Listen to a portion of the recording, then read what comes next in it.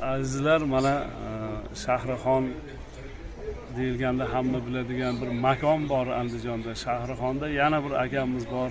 Bahodir aka yapon demasa, haligi ko'pchilik ba'zilar adashtirib qaysi Bahodir deb qolishi mumkin. Shu Bahodir akam sog' bo'lsinlar. Bahodir akamni nafaqat bu haligi o'zlari bir tadbirkor yoki bir boshqa sohalarda ishlaydi.